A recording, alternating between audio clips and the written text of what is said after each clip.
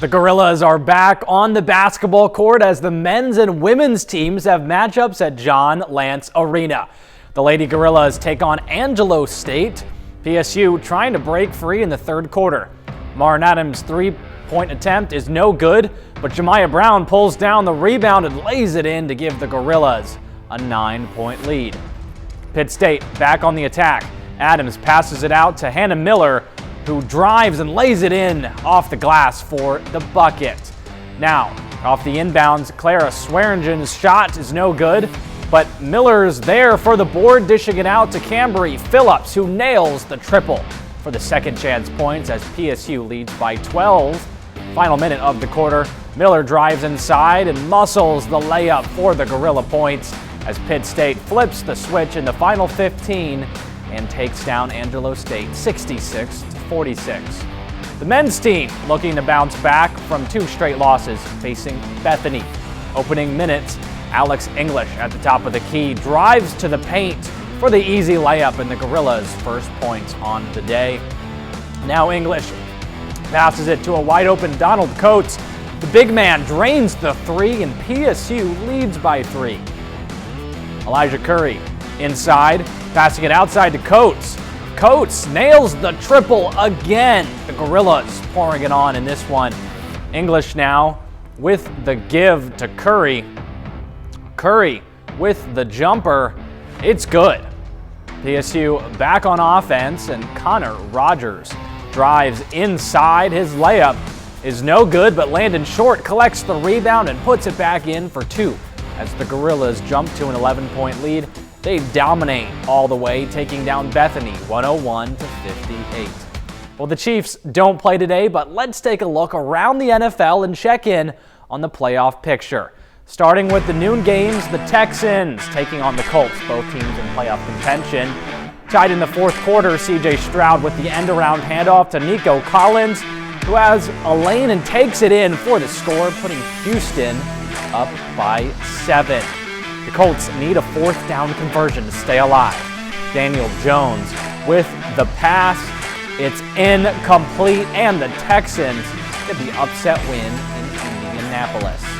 Staying in the AFC South, the Jaguars up 18-3 in the third as Bayshell Tootin sneaks his way into the end zone. Jaguars win big 25-3, the final out of Nashville. The Chargers tied with the Raiders in the third quarter. That is until Kamani Vidal takes this carry for 59 yards and the touchdown. Los Angeles cruises to its 8th win on the season. Steelers versus Bills. Pittsburgh leading Buffalo in the third quarter until Joey Bosa forces the fumble of Aaron Rodgers. Christian Bedford returns it for the touchdown, and the Bills take care of business 26-7, the final from Pittsburgh. All right, cool, but what does this mean for the Chiefs?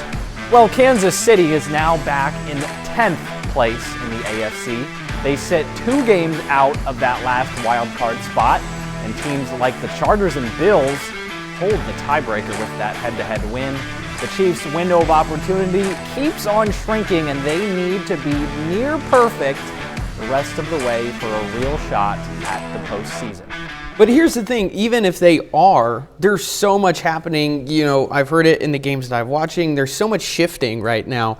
The Texans beating the Colts, I think, is going to be a very significant game because the Texans are now that 8th seed, and they're just one game, just one game away from clinching a playoff spot. If the Texans continue their success and the Steelers and Ravens continue their success as well, Kansas City is going to be stuck outside of the playoffs, I think, until the end of the season.